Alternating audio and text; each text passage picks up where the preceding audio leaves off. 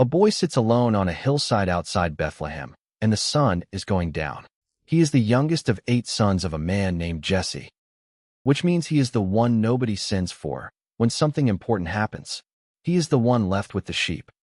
Not the strong sheep, the whole flock, the dumb ones and the sick ones, and the ones that wander out here in the open country of Judea, where the grass runs thin and the rocks run sharp, and the lions come down from the hills at night. He has a short wooden club shoved through his belt. He has a longer stick with a curved end leaning against his knee. His hands are not soft. This is not a poet's job. This is a dirty job, a dangerous job, the job nobody in the family wants, and so it goes to the boy. His name is David, and years from now, after the lions and the bear, after the giant, after the throne, after everything, this same man will write 6 lines that have been whispered on more deathbeds, read at more funerals, and prayed in more hospital rooms than almost any words ever written. You already know the first one. The Lord is my shepherd. You have heard it. So many times it has gone soft in your ears. It sounds like a greeting card. It sounds like something stitched onto a pillow. It sounds gentle and safe and a little bit sleepy. Here is what most people miss. We have turned this into a comfort poem, so gentle that we barely notice how dangerous its world actually was. Because behind almost every line of it, every one, is not just a pretty picture a poet reached for. It is a real thing a real shepherd actually did, out in the real dirt, for a real animal that would have died without him. When you read it that way, it stops being a greeting card. It starts being a mirror. Now, before we walk through these 6 lines the way a shepherd would, I need to tell you about one particular sheep. Because there is a certain position a sheep can fall into where it will die within a few hours. No lion touches it. No cliff. Nothing attacks it at all. It simply lies down on its back, and it cannot get up, and if the shepherd does not find it in time, it is gone. A good shepherd can spot that exact sheep from a long way off, just by the way it lies. Hold that picture. We are going to come back to that sheep, but not yet. First, we have to go out to the field with the boy. Because to understand why the Lord is my shepherd still breaks grown adults in half 3,000 years later, you have to understand what a shepherd is actually for. And it is not what you think. Start with the word itself. When David writes shepherd, the Hebrew is roeh. And roeh is bigger than a job title. It comes from a root that means to feed, to tend, to keep company with. A roeh is not a man who owns animals from a distance. He is the one who is with them. He eats where they eat. He sleeps where they sleep. When the flock moves, he moves. There is no clocking out, because the whole point is that the sheep cannot fend for themselves at all. So when David says, "The Lord is my roeh," he is not saying God is far away, running the universe from a throne somewhere. He is saying the opposite. He is saying God is out here, in the field, in the dirt, with me. And then he says the strangest thing. I shall not want. That sounds at first like a boast, like a man with a full barn saying he has everything he could ever need. But watch what David actually does with it, because he does not say, I have everything. He says, I shall not want. I will not lack what I actually need. And to feel the weight of that, you have to know one hard fact about the animal he spent his childhood keeping alive. A sheep left to itself does not just struggle. A sheep left to itself destroys the very ground it depends on. Turn a flock loose, with no shepherd, and they will graze the same favorite patch, over and over, down past the grass, down to the roots, until they have ruined the field that was feeding them, and then they will stand there starving on a patch of earth they wrecked with their own mouths. So, I shall not want, is not David bragging about how much he has. It is a confession about how little he can do on his own. He is saying, left to myself, I would ruin the very thing keeping me alive. But I am not left to myself.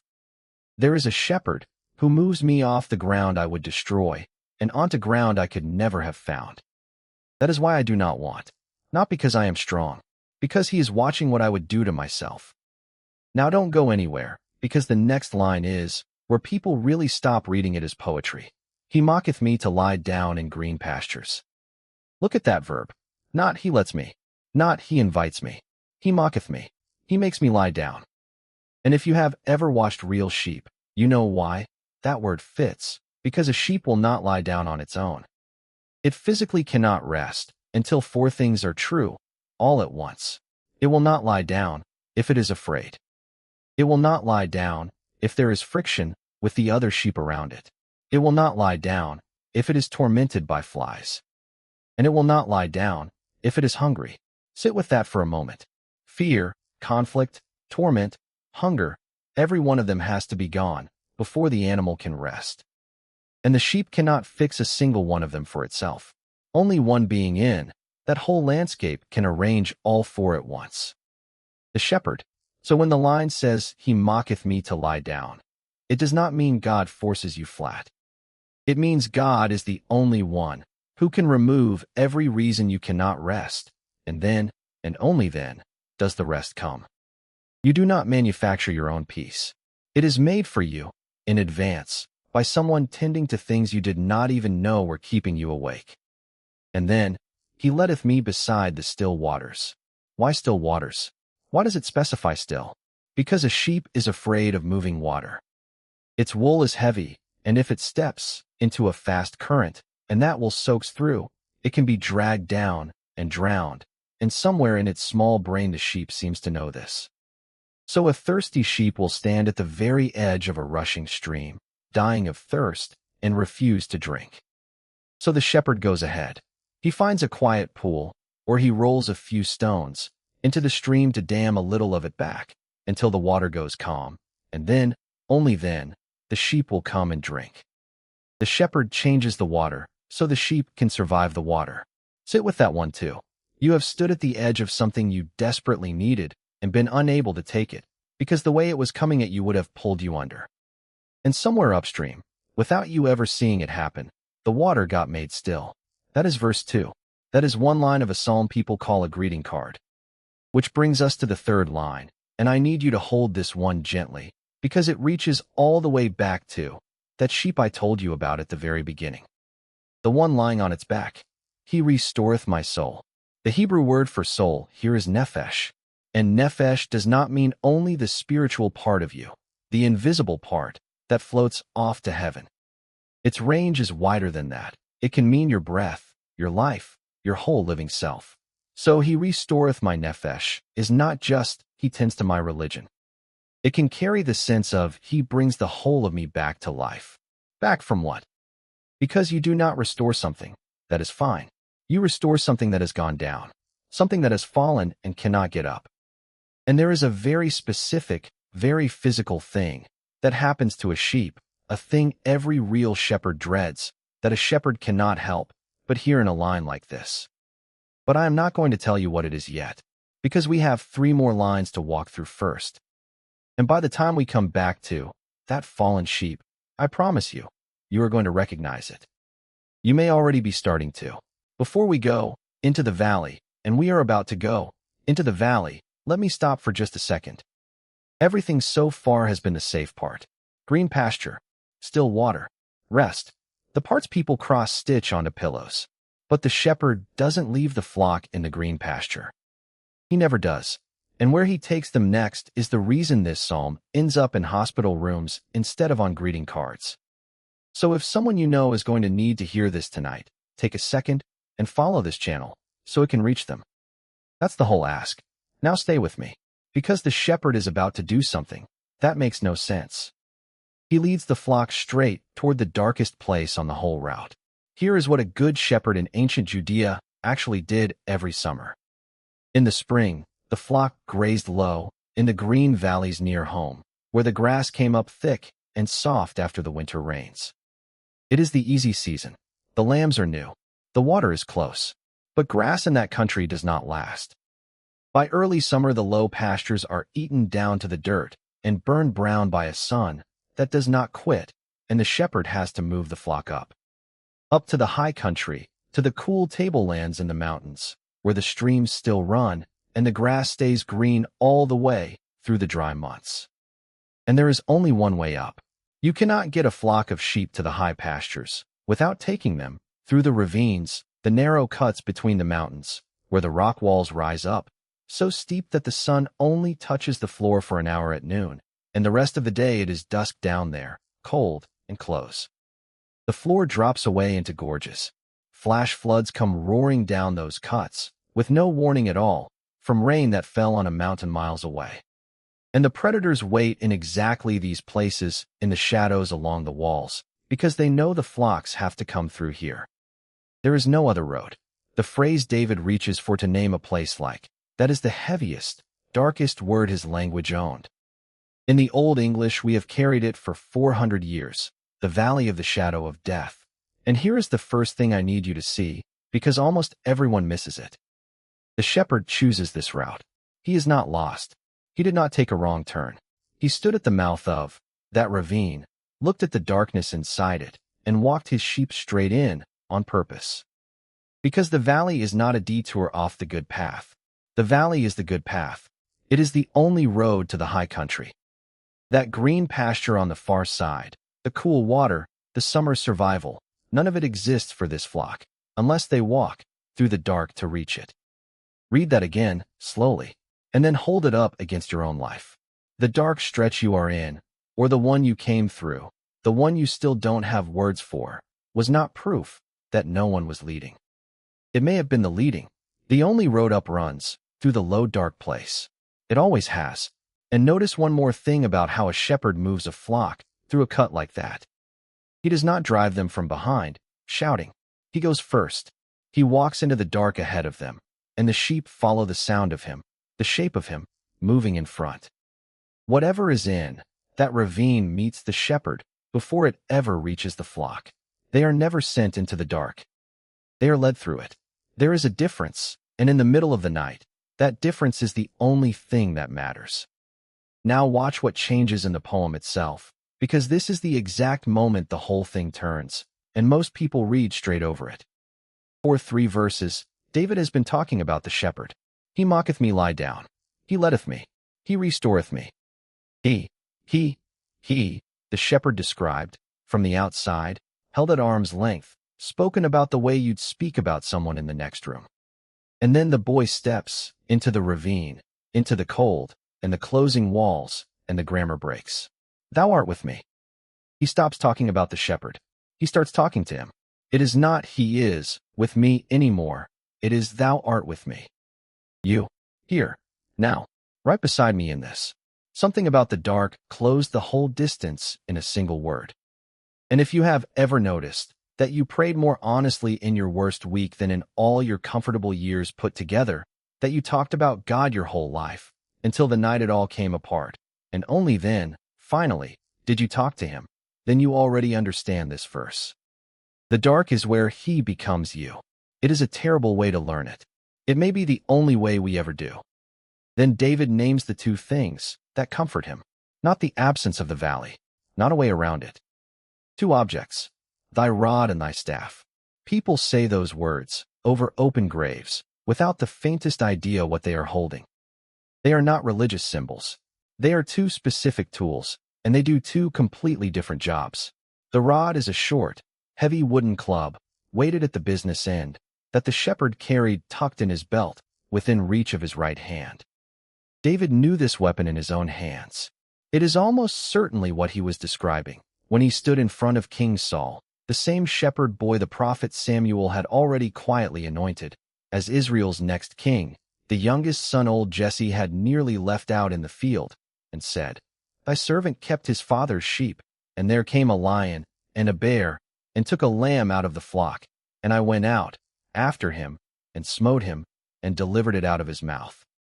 That is the rod. It is not gentle, and it was never meant to be. The rod is the thing that stands between the flock and the jaws in the dark. And here is what matters. When the sheep sees the shepherd's arm draw back, with that club, the sheep is not afraid. The sheep is comforted, because the rod is not for the sheep. The rod is for whatever is hunting the sheep. The staff is the other tool, and it is the opposite. The long, slender pole, with the curved hook at the top, the crook. And the staff is only ever used on the sheep, and only ever gently. The shepherd slips the crook around a lamb wedged into a crack in the rocks, and eases it out. He reaches the hook across a gap he cannot cross, and catches a sheep drifting toward the edge and draws it quietly back onto the path before it even knows it was falling. The rod drives off what would kill you. The staff pulls you back from what you would do to yourself. Two tools, one raised against the enemy in front of you, one reaching, always gently, for you. And the boy, who grew up carrying both of them, says, "Those two things, that is what comforts me in the dark." Not the promise that there would be no dark. He never asks for that. What comforts him is smaller and far more solid. That in the dark, the one walking ahead of me is armed and awake and reaching for me before I even feel myself starting to slip. We are almost to the top of the ravine now. The walls are beginning to open. You can feel the air get warmer. And when we come out the other side, I am finally going to tell you about that sheep, the one lying on its back. The one I promised you at the very beginning, because you are about to find out why I made you wait. The flock comes out of the ravine onto the high tableland, and the world opens up. Thou preparest a table before me. Now, the Hebrew word here, shulchan, is an ordinary word for a table, a meal laid out, a place set. And a lot of readers hear this verse as the moment the whole poem shifts. The shepherd becomes a host, and the line becomes a banquet spread for an honored guest. That is a real and beautiful way to read it. But there is an older, rougher reading, one that comes from people who actually herded sheep for a living, and it is worth hearing because it lands differently. In that reading, the table is the tableland itself, the flat high pasture the whole hard climb was for. And getting that high country ready for a flock was some of the most careful work a shepherd ever did, all of it done before the sheep ever arrived. Weeks before, he would climb up alone and walk the ground. He would pull up the poisonous plants by the roots, the ones a hungry sheep would eat and die from. He would find the viper nests and deal with them. He would clear the springs. He made the deadly place safe in advance with his own hands, so that when the flock finally walked out onto it, they could put their heads down and eat in peace on ground that had been trying to kill them a month before.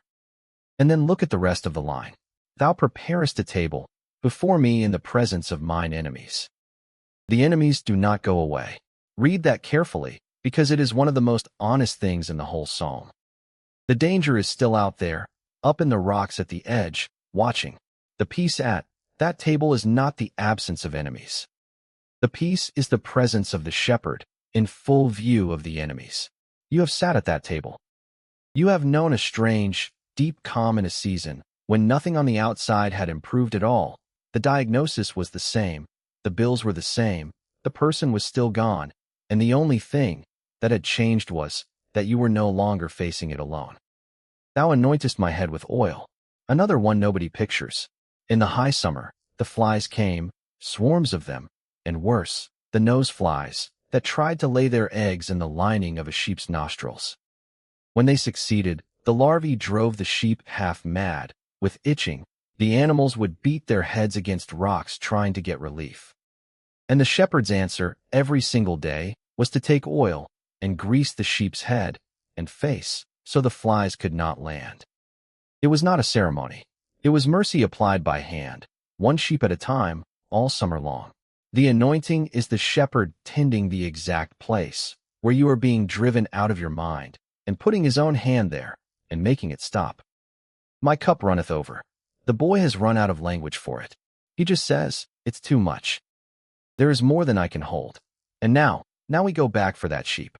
I told you at the very beginning that there is a position a sheep can fall into where it will die within hours, though nothing attacks it. Shepherds have a name for it. A man named Philip Keller, who spent years working as a real shepherd in East Africa and British Columbia before he ever wrote a word about this psalm, called it what every shepherd calls it, a cast sheep. A cast-down sheep. Here is how it happens. A heavy sheep, often the fattest and healthiest one in the flock, lies down in a little hollow to rest and rolls slightly onto its side to get comfortable, and its center of gravity shifts just far enough that it cannot roll back. Its feet no longer reach the ground. It is stuck, legs in the air, on its back, and it panics. And the more it panics, the more it kicks, the further it exhausts itself, and gases begin to build in its belly and cut off its own circulation. On a hot day, a cast sheep can die in a few hours. It has no enemy. It is not sick. It simply cannot get up, and it cannot save itself, and it will die of nothing but lying there wrong. And a good shepherd, walking his flock, is always counting, always scanning the far hillsides, because he knows that somewhere out there, one of his sheep may be down on its back in a hollow, legs kicking at the sky, running out of time. And when he spots that one shape lying wrong against the grass, he does not sigh. He does not shake his head at how foolish the animal was. He runs. He rolls the sheep back onto its side. He lifts it to its feet. And because its legs have gone numb and dead from the trapped circulation, it cannot stand on its own yet, so the shepherd holds it up. He straddles the animal, takes its weight against his own legs, and he rubs its limbs, working the blood back down into them, talking to it the whole time, holding it steady, until slowly the feeling comes back, and the legs remember how to hold, and the sheep can stand, and then take a step, and then walk. I cannot prove to you that David had that exact picture in mind when he wrote 3 small words, but I can tell you that any shepherd who has ever lifted a cast sheep out of a hollow reads this phrase and knows exactly what it feels like. He restoreth my soul. He did not scold the cast sheep. He did not leave it there to teach it a lesson. He did not stand at a distance and wait for it to fix itself. He got down into the hollow where it had fallen, and he took its weight, and he held it up until it could stand. And I need to tell you why this is the line that breaks people. Because there is a version of the cast-down sheep that has nothing to do with mountains, and you already know it because you have lived it. It is 3 o'clock in the morning, and you are sitting in a hard chair beside a hospital bed, and the only sound is a machine counting out breaths for someone you love. Or it is you on the floor of your own bathroom, and you cannot tell anyone why, and you cannot get up, and there is no enemy in the room, no lion, no cliff, no disaster you could point to and name. There is just you, down on your back, unable to do the one simple thing everyone else in the world seems able to do, which is stand up and go on. That is a cast sheep, not attacked, not sick, just down and unable to rise, and running out of time in the dark. And the whole promise of this psalm, the entire reason a man who once carried a rod and a crook wrote it down, is that when you are that sheep, you are not alone in the hollow. Someone is counting. Someone is scanning the far hillside for the one shape lying wrong. And when he finds you, he does not scold you, and he does not leave you. He gets down where you fell. He takes your weight, and he holds you up and works the life back into you and talks to you the whole time until you can stand. He restoreth my soul. That is not a greeting card. That has never been a greeting card. That is a rescue. There is one line left, and after everything we've walked through, it reads differently now. Surely goodness and mercy shall follow me all the days of my life. The 2 words there, in Hebrew, are tov and chesed, goodness, and the deep covenant love of God that keeps its promises no matter what. And picture them, if you like, the way a shepherd might, like the 2 dogs that bring up the rear of a flock heading home, working the back of the line, keeping the weak ones and the slow ones from being left behind. Goodness and mercy at your heels all the way home. And here is the last thing the shepherd's eye view opens up. That word follow is far too gentle for what David actually wrote. The word he used means to pursue, to chase, to hunt down. It is the same word used all through the Bible for enemies coming after you, and David turns it completely around. He says, all the days of my life, the 2 things chasing me, hunting me down, running me to ground, are goodness and mercy. Not my failures, not my enemies, not the lions, not the valley, just those 2 at my heels every single day, refusing to let me fall out of line and be lost. And then the boy who slept in the field looks all the way to the end of the road, and he says the last thing. And I will dwell in the house of the Lord forever. The sheep that could not lie down until the shepherd made it safe. The sheep that could not cross the water until the shepherd made it still. The sheep that walked through the dark valley because the shepherd went first. The sheep that fell on its back in a hollow and would have died there if the shepherd had not run to it and lifted it up. That sheep That helpless, hunted, rescued, restored sheep is going home, and not to a field this time. It is going to the shepherd's own house, and it is staying forever. So let me put down for you what this psalm has really been doing, now that we've seen it the way a shepherd sees it. The first thing is this: Psalm 23 was never merely a comfort poem. It is comfort, yes, but it is comfort with dirt under its fingernails. Behind almost every line is a real thing a shepherd did with his hands: the still water, the made safe pasture, the rod, the crook, the oil, the lifting of the fallen. It is a record of work done for an animal that could not do any of it for itself, which leads to the second thing, and it is the one people resist the hardest. You are the sheep. You, not the strong, self-sufficient creature you spend your whole life trying to convince everyone you are, the sheep. The one that cannot find its own water, cannot make its own peace, cannot get up off its own back. And I know that sounds like an insult, but turn it over. It is the exact opposite. The reason the sheep is cared for so completely, watched so closely, pursued so relentlessly by goodness and mercy, is precisely because it cannot do any of it alone. Your helplessness is not the thing that disqualifies you from being loved like this. It is the reason you are. And the third thing is why this psalm breaks grown adults in half at 3 in the morning. It is not only that the words are beautiful, though they are. It is that this is the one thing people say over us at the end that does not lie to us. It does not tell you that you were strong. It does not tell you that you had it all together. It does not pretend you were anything other than what you were, a sheep, often afraid, often fallen. It tells the truth about you. And then, in the same breath, it tells you that you were never walking alone.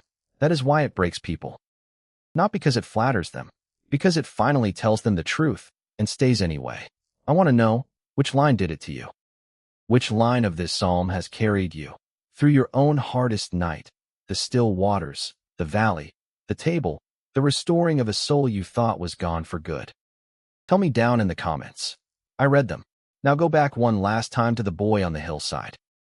The sun is almost gone. The flock is quiet around him.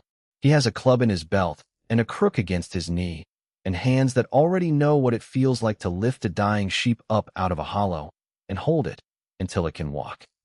He grows up. He fights the lion and the bear. He fights the giant. He wins a throne and loses it and wins it back. He fails, badly, in ways the Bible does not hide from you. And somewhere in all of it, this shepherd boy, who spent his childhood rescuing helpless animals, discovers the thing he will spend the rest of his life writing about. He was the sheep too. He had been afraid and made to lie down. He had been dying of thirst at the edge of water he could not drink, and had it made still. He had been cast down in a hollow, out of time, and someone had come running. And now, from the far side of all of it, he hands you the same 6 lines. Not as poetry, as testimony, as a man telling you what he knows for certain, because it happened to him. The Lord is my shepherd. I shall not want.